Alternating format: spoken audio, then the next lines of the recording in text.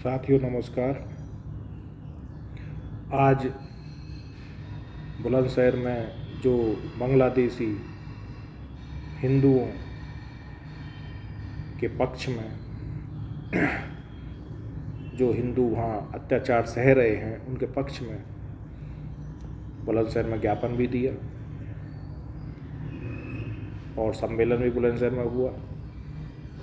तो कुछ इससे जुड़ी ऐतिहासिक जानकारी जो लगभग हजारों साल से ये हिंदू सहते आ रहे हैं, उसी का वर्णन इस वीडियो के माध्यम से मैं करना चाह रहा हूँ। इससे आपको ऐतिहासिक जानकारी भी होगी और लोगों में ये चेतना भी जगेगी कि हमारा हिंदू धर्म कितने दिनों से ये यातना सह रहा है। हमारे देश में गुप्त पीरियड जो था वो स्वर्णिम युग था। उस समय भारत की स्थिति बहुत अच्छी थी। भारत की जीडीपी भी लगभग 32 थी। हमारे यहाँ समय समय पर इतिहासकारों ने भारत की इकोनॉमिक हिस्ट्री और पॉलिटिकल हिस्ट्री लिखी है। हमारे यहाँ तक्षशिला विश्वविद्यालय काफ़ी प्राचीन है, जिसमें आचार्य चाणक्य जैसे लोग रहते थे। उन्होंने वहाँ शिक्षा दी है। चंद्रगुप्त जैसा व्यक्ति उसी विद्यालय में पला है, पढ़ा है। उसने वहाँ शस्त्र अस्त्र सभी की शिक्षा ली। उसके बाद कुमारगुप्त जैसे शासकों ने, जो गुप्त पीरियड के थे, उन्होंने नालंदा जैसे विश्वविद्यालय को आगे बढ़ाया। 100 गांव दान में दिए उसकी देखरेख के लिए। नालंदा काफ़ी बड़ा विश्वविद्यालय था, जिसमें 9 मंजिला पुस्तकालय था, जिसको बख्तियार खिलजी द्वारा 12वीं शताब्दी में डैमेज किया गया। लगभग 6 महीने तक उस पुस्तकालय में आग लगी रही। कितना लिटरेचर जला होगा। हमारे जो ग्रंथ थे वो काफ़ी उसमें जले और हमारा बहुत लिटरेचर हमारा उसमें खराब हुआ। बख्तियार खिलजी के द्वारा ही वो आक्रमण किया गया और नालंदा जैसे विश्वविद्यालय को डैमेज किया गया। उसके बाद जब चीन में लोग पीएचडी कर रहे हैं, वहाँ पर उन्हें पता चला कि ह्वेनसांग, क्योंकि ह्वेनसांग यहाँ से पांडुलिपि लेके गया था, और ह्वेनसांग और फाहियान जैसे व्यक्ति यहाँ भारत भ्रमण पर आए थे। ह्वेनसांग तो यहाँ शिक्षक भी रहा है। ह्वेनसांग के टाइम में यहाँ शीलभद्र नालंदा के प्राचार्य थे।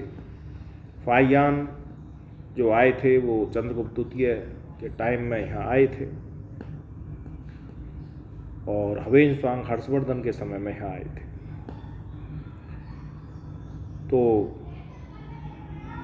जब वे वहाँ चीन ले जाते हैं पांडुलिपि, वहाँ बच्चे पीएचडी करते हैं, तब उन्हें ज्ञान होता है कि ये व्यक्ति भारत में गए थे और इन्होंने वहाँ शिक्षा ली और नालंदा जैसे विश्वविद्यालय में वो पढ़े थे। नालंदा नाम का कोई विश्वविद्यालय भारत में था। उस नालंदा जैसे विश्वविद्यालय का नाम जब वहाँ आता है तो फिर यहाँ पता लगता है और फिर डॉक्टर स्पूनर की देखरेख में नालंदा की खुदाई होती है और वहाँ एक भव्य नालंदा विश्वविद्यालय के अवशेष वहाँ निकलते हैं। तब हमें अपने इतिहास का ज्ञान होता है। इसी तरह से जेम्स प्रिंसेप अशोक के विषय में जानकारी देते हैं। अशोक जो नाम पढ़ने वाले व्यक्ति थे वो जेम्स प्रिंसेप ही थे। तब हमें ये पता चलता है कि यहाँ पर अशोक नाम का भी कोई राजा था।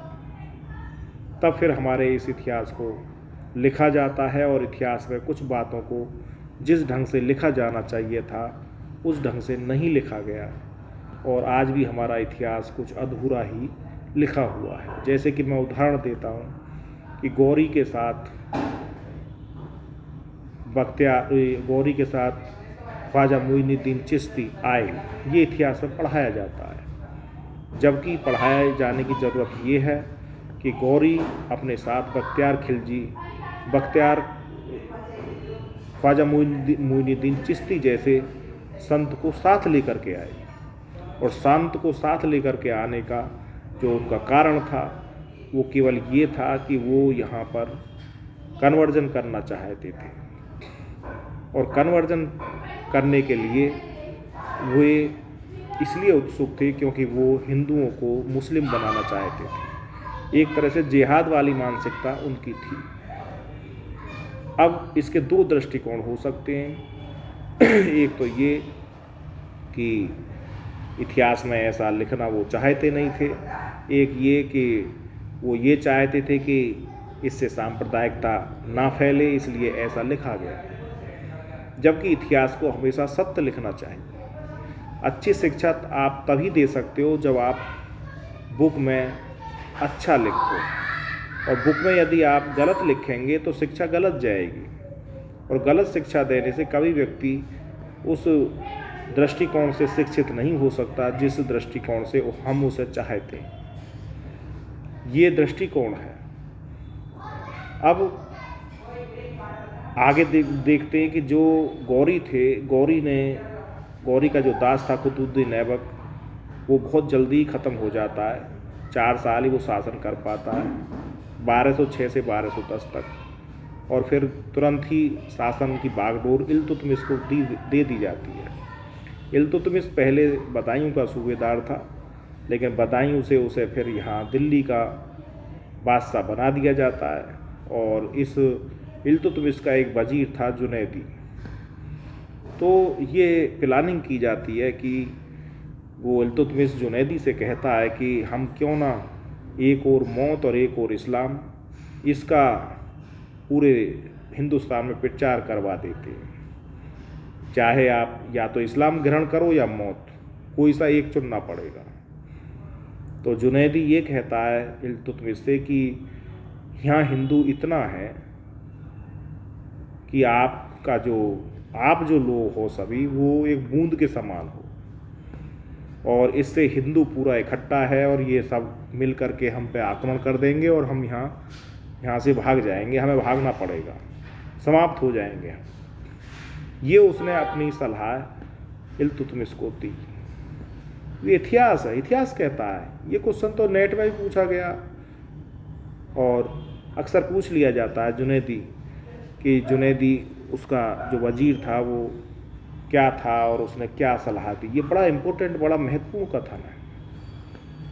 तो हमारे यहाँ इनकी हिम्मत नहीं पड़ी, नहीं तो ये तभी पूरे हिंदुस्तान को इस्लाम में कन्वर्ट करना चाह रहे थे। और यहीं से ये पता लगता है कि गौरी के साथ ये व्यक्ति जो ख्वाजा मोइनुद्दीन चिश्ती थे, ये लाए नहीं गए थे, इन्हें वो साथ लेकर के आया था, वो साथ नहीं आए थे उनके। बादशाह की क्या, बादशाह अगर किसी व्यक्ति से कहेगा कि अरे भाई तुमसे तलवार चलानी आती नहीं, कुछ नहीं, तो वो संत को लेकर क्यों आएगा? संत लड़ाई में क्या सहयोग करेंगे? उसका मकसद ही ये था लाने का कि इससे हम इस्लाम का जो एक कन्वर्जन है और जिहाद वाली मानसिकता जो थी वो पूरी हो जाएगी, और इसीलिए उनको साथ लाया गया। वो इस इस्लामीकरण का विस्तार करना चाहते थे, इस्लामीकरण की विचारधारा को बढ़ाना चाहते थे। वो देश को लूटना भी चाहते थे और फिर इस्लामी विचारधारा को आगे बढ़ाना चाहते थे। ये उनकी विचारधारा थी, इसलिए उनको साथ लेके आए।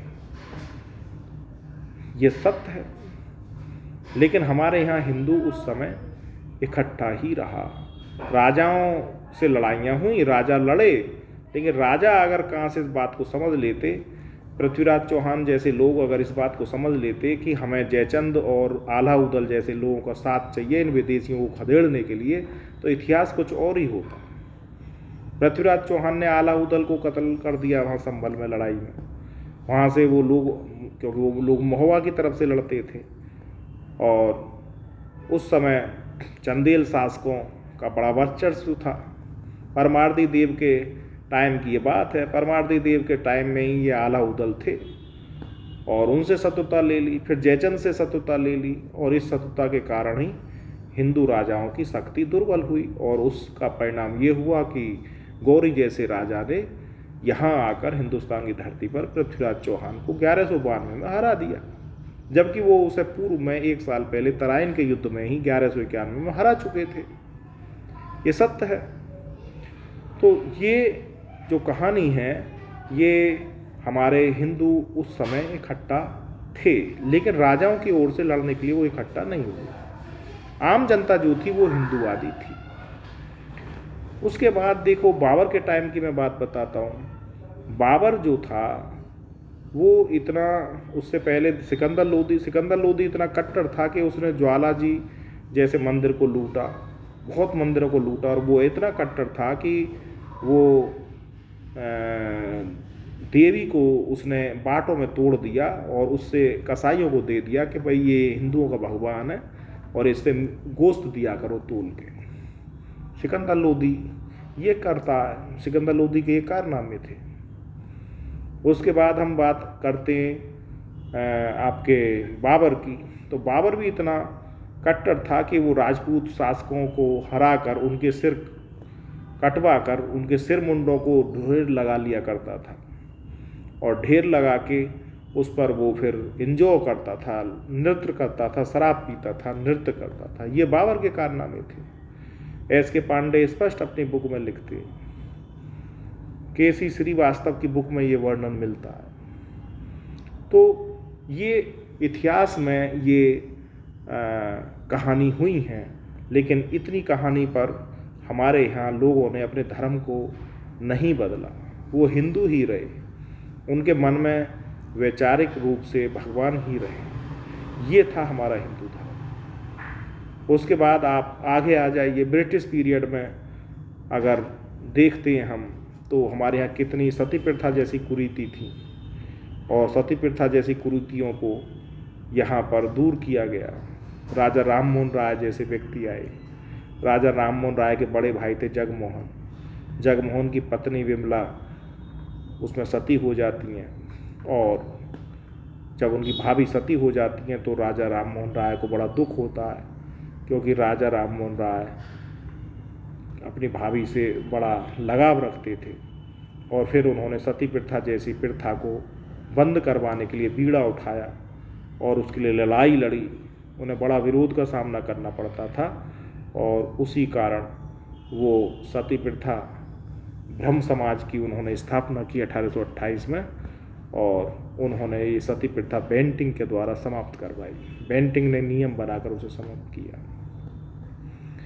इससे पूर्व जो अकबर था, उसी ने राम मोहन राय को ब्रिटेन भेजा था अपनी पेंशन के मामले में।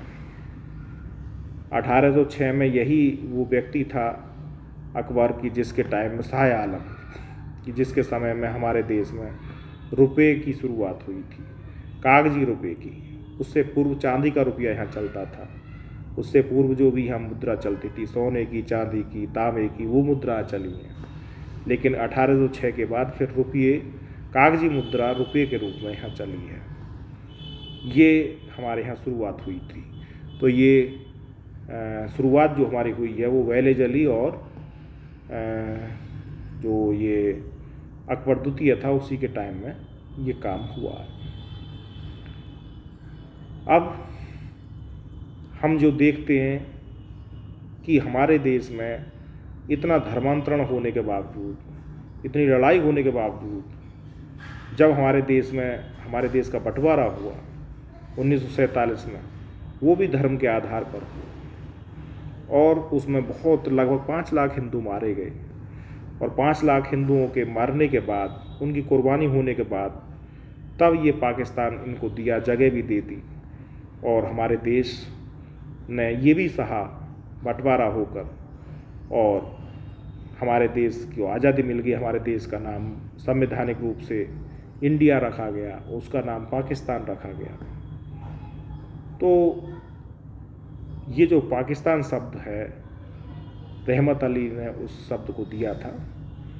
और जब हमारे यहाँ ये व्यवस्था हो गई, तो अगर देखा जाए धर्म के आधार पर हमारे देश का विभाजन हुआ, तो अगर देखा जाए दृष्टिकोण से, तो यहाँ मुस्लिम बिल्कुल भी नहीं रहने चाहिए थे और इनको तभी पाकिस्तान भेज देना चाहिए था।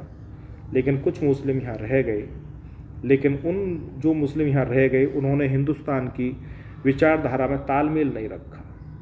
और आज जो हम देखते हैं इन 75 सालों में उन मुस्लिमों की इतनी पॉपुलेशन बढ़ गई है कि वे अपनी पॉपुलेशन के आधार पर उसी विचारधारा को प्रमोट करते हैं जो पहले मुस्लिमों की थी, जबकि उन्हें अपनी राष्ट्रवादी विचारधारा करनी चाहिए, राष्ट्रवादी विचारधारा में शामिल होकर अपने जीवन को जीना चाहिए। बांग्लादेश में ही देखिए, बांग्लादेश में हिंदू आज अल्पसंख्यक है। पाकिस्तान में जो हिंदू रह गए थे वो अल्पसंख्यक हैं। पाकिस्तान में हिंदुओं की संख्या लगातार घटती जा रही है और घटते घटते वहाँ मंदिरों को तोड़ा गया। मंदिर जो शेष हैं उनकी भी अच्छी देख रेख नहीं होती। हमारे वहाँ पर कई पौराणिक मंदिर भी वहाँ चले गए और कई धार्मिक स्थान पाकिस्तान में चले गए। खुद सिंधु घाटी सभ्यता के 2 बड़े नगर वो वहाँ पाकिस्तान में हैं और उन्हीं के आधार पर हमारी जो सिंधु घाटी सभ्यता है वो वहाँ पर थी। उसी को हम प्राचीन सभ्यता भी कहते हैं। तो यहाँ तक कि वेदों का जो निर्माण हुआ वो सिंधु घाटी सभ्यता में ही हुआ। वेद हमारे उसी समय के रचित हैं, ये इस बात के प्रमाण हैं। और यहाँ पर हिंदुओं पर लगातार अत्याचार होते रहे हैं। हिंदू बहुत श्रेष्ठ धर्म है। हिंदू कर्मवादी संस्कृति है। कर्मवादी संस्कृति होने के साथ साथ हिंदू वसुधैव कुटुंबकम की शिक्षा देती है और इसी के साथ साथ हमें ये प्रेरणा देती है कि आप कर्म करिए और कर्म करके आप भी एक दिन ईश्वर बन सकते हैं। इसीलिए हमारे यहाँ अवतारवाद की प्रेरणा मिलती है। जो व्यक्ति यहाँ ऐसे कार्य कर देता है उसे यहाँ अवतार माना जाता है। ये यहाँ की संस्कृति है। अगर मानव स्वतंत्रता की अगर कहीं कोई प्रेरणा अगर मिलती है तो वो हिंदू धर्म है। मानव स्वतंत्रता की जो एक प्रेरणा है और किसी भी पंथ में नहीं है, चाहे वो इस्लाम धर्म हो, चाहे वो आपका सिख धर्म हो, चाहे वो पूरी दुनिया का कोई सा भी धर्म हो, कहीं पर भी ये स्वतंत्रता नहीं मिलती जितनी कि हिंदू धर्म में स्वतंत्रता मिलती है। आप कर्म से कुछ भी कर सकते हो, लेकिन हिंदू धर्म में जो जातिवादी मानसिकता के लोग हैं वो अपनी जाति से मुक्त होना ही नहीं चाहते। मानवता अगर कहीं मिलती है तो हिंदू धर्म में ही मिलती है। और यदि कोई व्यक्ति इतने कार्य करे मानव रूपी इस जीवन में रहकर तो उसे एक भगवान की उपाधि दे दी जाती है। ये ऐसा धर्म है। लेकिन हिंदू धर्म को यहाँ लोग पहचानते नहीं हैं, जानते नहीं हैं और अपने अपने कट्टरवाद में वो लगे रहते हैं और अपने अपने कट्टरवाद में लोग भूलकर अपनी अपनी कहानियों को आगे बढ़ाते हैं। और हमारे यहाँ तरह तरह की मानसिकताओं के कुप्रथाओं के शिकार होकर अपने जीवन को जीते हैं। ये उन्हें नहीं करना चाहिए।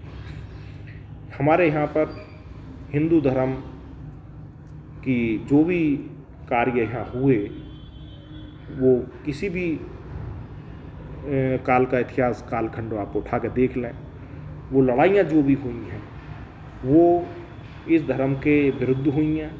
जो पंथ बनाए दूसरे लोगों ने अपने पंथ को बढ़ाने के उद्देश्य से हुई हैं और अपने धर्म का प्रचार करने के उद्देश्य से हुई हैं, या फिर इस देश की एकता व अखंडता को बढ़ाने के लिए यहाँ पर लड़ाइयाँ लड़ी गई हैं। ये इतिहास कहता है। अब मैं बांग्लादेशी हिंदुओं के विषय में बात करता हूँ। बांग्लादेश में जो हिंदू रह गए थे वो अल्पसंख्यक थे और आज उन पर इतने जुल्म हो रहे हैं कि उन हिंदुओं को बहुत ज़्यादा संघर्ष करना पड़ रहा है। और उन संघर्ष के दौर में वहाँ जो वो अत्याचार झेल रहे हैं, मैं उसकी घोर निंदा करता हूँ। किसी भी देश में ऐसा नहीं होना चाहिए। मानव के रूप में किसी भी व्यक्ति को, किसी भी दूसरे व्यक्ति को ठेस पहुँचाना ये सबसे बड़ा अपराध है।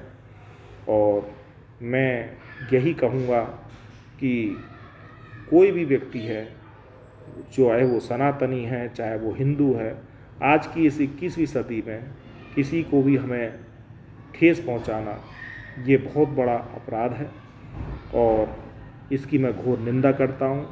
वहाँ पर सरकार फेलियर है। बांग्लादेश जैसे देश को दूसरे देश, किसी भी दूसरे देश के अंदर में ले लेना चाहिए और वहाँ पर जो लोगों की सुरक्षा है उसकी जिम्मेदारी लेनी चाहिए। अमेरिका जैसे देशों के लोग वैसे तो लड़ाइयाँ लड़ते हैं, लेकिन ऐसे मामलों को वो नहीं देखते। वो लड़ाई लड़ने के लिए दुनिया के हर कोने में पहुंच जाएंगे, लेकिन जहाँ पर ऐसे जुल्म होते हैं वो वहाँ नहीं पहुँचते। हिंदुओं के ऊपर जुल्म हो रहे हैं तो वहाँ उन्हें सहायता करनी चाहिए। मैं भारत सरकार से भी अपील करता हूँ कि वो उनकी सहायता करे। और हमारे यहाँ जो नियम बनाया गया हिंदुओं की रक्षा के लिए, बाहर से हिंदुओं को लाने के लिए, वो बहुत अच्छी पहल थी। लेकिन मुस्लिमों के लिए इसलिए रोका गया क्योंकि मुस्लिम वहाँ दूसरे देशों में मुस्लिमों के साथ रह सकते हैं, लेकिन हिंदू वहाँ कैसे रहे, इसी का बहुत विरोध भी हुआ था। और यहाँ पर जो नियम बने और कानून बने वो काफ़ी अच्छे थे, सही थे, सभी ने समर्थन किया। तो मैं अपने वीडियो को यहीं पर विराम देता हूँ कि मैंने काफ़ी हिंदुओं के बारे में आपको इस वीडियो के माध्यम से जानकारी दी। अगली वीडियो मेरी इतिहास की ही आएगी, लेकिन वो UGC नेट और UPSC से संबंधित किसी भी टॉपिक पर होगी और उसे आप लोग फिर आगे अपनी परीक्षा के उद्देश्य से सुनें। इस वीडियो को अधिक से अधिक शेयर करें, लोगों को जानकारी के लिए, जागरूक करने के लिए आगे बढ़ाएं। धन्यवाद।